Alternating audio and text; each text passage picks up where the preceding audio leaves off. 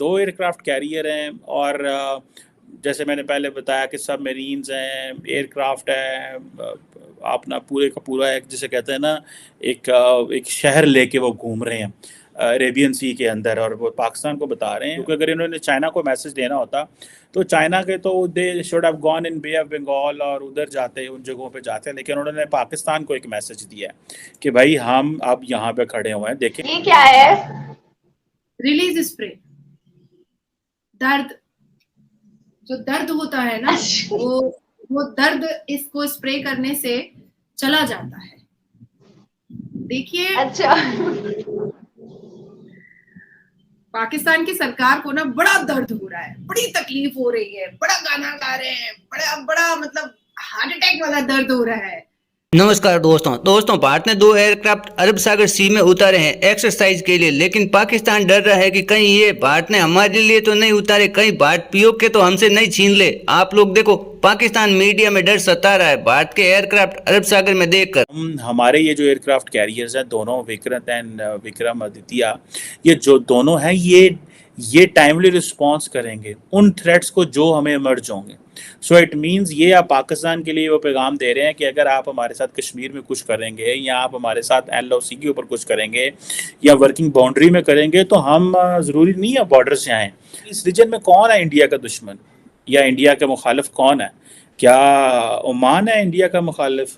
अगर आप अरेबियन सी में चले जाएँ तो अरेबियन सी में कौन है? ठीक है जी। क्या सोमालिया इंडिया का मुकाबला?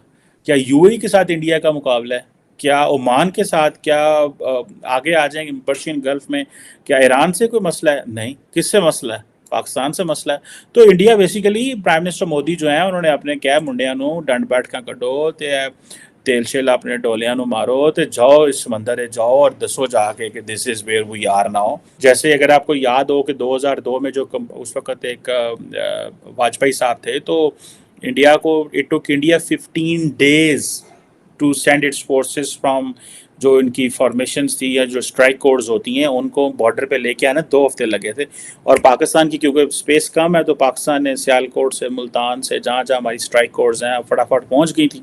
सो इंडिया के बॉर्डर पे आने से पहले पाकिस्तान की फ़ौजें पहुँच गई थी। So that gave a message to India कि भाई ठीक है। सो उसके बाद इन्होंने कहा जी हम कोल्ड स्टार डॉक्ट्रिन करेंगे in case there is a threat to India. तो हम जो हमारे जो इन्होंने कहा जी IBGs बनेंगे, इंटीग्रेटेड बैटल ग्रुप्स बनेंगे, जो कि 7-8 के करीब होंगे इंडिया पाकिस्तान बॉर्डर के ऊपर, और वो जो है तकरीबन 20,000 के करीब एक IBG ग्रुप होगा, और वो जो है वो तकरीबन वो मुख्तलिफ जगहों से इंडिया पाकिस्तान के अंदर पेनिट्रेट करेंगे, और वो जो डिफेंसिव फोर्सेस होती हैं उन्हीं से हम ऑफेंसिव का काम लेंगे, और उनको इमीडिएटली वो 72 से 96 घंटे के अंदर जो कोई ना कोई ऐसा पाकिस्तान का काम कर लेंगे under the nuclear threshold. They will not cross the nuclear threshold, this is what they said, ताकि कोई ऐसी चीज़ ना हो सके। सो ये जो वो चीज़ कर रहे हैं बेसिकली वो कह रहे हैं कि अब हमें IBGs की भी ज़रूरत नहीं है, हमने S-400 पहले आपके साथ बॉर्डर पर लगा दिया है। गलती से उन्होंने, आपको याद होगा कि धमाका का चलाता सी उन्होंने, ठीक है, वो एक धमाका चला कर दिया, मिसाइल छाड़ता उन्होंने कहा जी आ गया जो मिसाइल। अच्छा, वो मिसाइल चल के साढ़े को आ गए, वो चीज़ों की चिचावतनी आके एक वो तो मझां दे वाड़ा सी उत्थे आके डेग पिया कंध के ऊपर, ठीक है।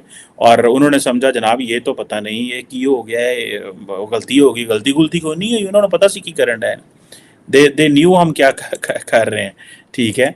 सो अभी वो कह रहे हैं नहीं, अभी हम जो है आपको, हम अरेबियन सी में मौजूद हैं, हम आपको यहाँ से भी स्ट्राइक करेंगे।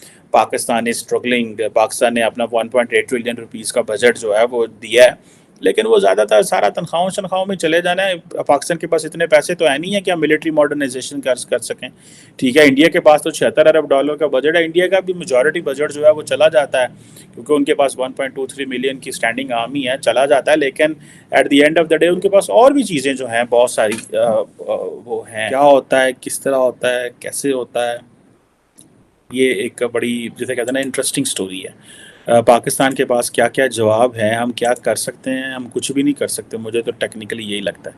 आपको पता है जैक सुलेवन इंडिया आ रहे हैं, तो जितना ज़्यादा इंडिया को वो टेक्नोलॉजिकली अपग्रेड कर देंगे हम तो कंपटीशन ही नहीं कर सकते। तो ये ना हो कि हम कहाँ खड़े होंगे, ये चीज़। देखिए, कौवे की ना एक आदत होती है कि वो हमेशा ना सियाल के पीठ पर बैठ जाता है, वो सोचता है कि अब तो हमने इसको बीट कर दिया है। बहुत छोटा मुहावरा है, पर इससे आप बहुत कुछ हमारे व्यूअर्स को भी समझ में आ जाएगा।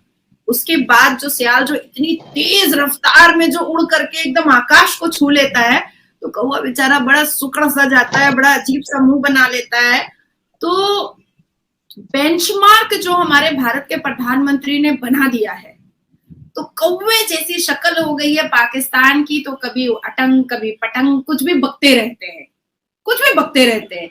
बेसिकली अगर अभी के सिनेरियो और सिचुएशन को देखा जाए तो ये वही सियाल और कौवे वाली कहानी हो चुकी है। कल को मौन व्रत की सरकार के वक्त ये कौवा देश कभी भारत को आंख दिखाया करता था, कभी ये कौवा देश भारत को न्यूक्लियर बॉम्ब की धमकियां दिया करता था, कभी ये कौवा देश कहता था कि हमारे पास आका है चाइना, कभी ये कौवा देश कहता था कि भाई हमारे पास तो बहुत सारे आतंकवादी और टेररिस्ट है।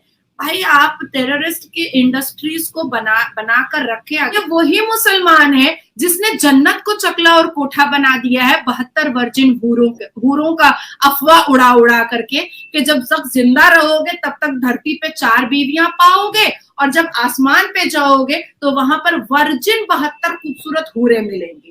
ये मुसलमान हमें तंबी करते हैं, हम जैसी पढ़ी लिखी लड़कियों को बोलते हैं कि आप प्रोस्टिट्यूट है। भाई प्रोस्टिट्यूशन के लालच में तो मुसलमान कभी जिहादी बन रहा है, कभी टेररिस्ट बन रहा है। ये ग्रो इसलिए इंडिया कर गया क्योंकि उनके रिलेशन एक तो अच्छे हैं और वो दिन ब दिन रिलेशन को इंक्रीज कर रहे हैं हर मुल्क से। जैसा कि दोस्तों आप लोगों को पता होगा कि भारत के पास 2 एयरक्राफ्ट है, विक्रम और विक्रमादित्य। अभी हाल ही दिनों में भारतीय नेवी ने एक्सरसाइज में इन दोनों को अरब सागर में सी में उतारा है। ये देखकर पाकिस्तान की मीडिया में हल्ला मच गया, डर के मारे हड़कंप मच गया है। क्योंकि पाकिस्तान के डर का कारण इसलिए है क्योंकि पाकिस्तान के 2 टुकड़े कर बांग्लादेश बनाने में इन्हीं 2 एयरक्राफ्ट की महत्वपूर्ण भूमिका थी, इसलिए पाकिस्तान का डरना लाजमी है। इन एयरक्राफ्ट की लंबाई 860 फीट है। इसके अंदर भारत के तेजस, राफेल और भी कई छोटे जहाज हथियार रहते हैं जिनकी इंजन छोटा होता है, फ्यूल टैंक छोटा होता है। तो ये एयरक्राफ्ट उन्हें बॉर्डर तक पहुंचाने में मदद करता है और दुश्मन से लड़ने में मदद करता है। पाकिस्तान के कराची शहर में जितनी सुविधा नहीं होगी उतनी सुविधा इन एयरक्राफ्ट में होती है आर्मी के खाने पीने रहने की। इस एयरक्राफ्ट पर रनवे भी बना होता है, रेडार लगा होता है दुश्मन की हलचाल बताने के लिए, और भी कई सुविधा से लैस होता है भारत के दोनों एयरक्राफ्ट। इसलिए पाकिस्तान को डर सता रहा है क्योंकि पीओके में जो पाकिस्तान ने कब्जा कर रखा है वो भी भारत का अंग है। पीओके के लोग हर रोज हड़ताल करते हैं और पाकिस्तान से आज़ादी चाहते हैं क्योंकि अभी पाकिस्तान की स्थिति खराब है, खाने के लिए आटा भी नहीं है, लोग लाइनों में लगे हैं और आटे के लिए आए दिन लड़ाई झगड़ा होता रहता है पाकिस्तान में। तो पाकिस्तान सोचता यही है कि भारत अपना पीओके वापस ले सकता है। अगर वीडियो अच्छा लगा हो तो लाइक करना, शेयर करना और सब्सक्राइब करना। मैं मिलता हूँ ऐसी एक इंटरेस्टिंग वीडियो।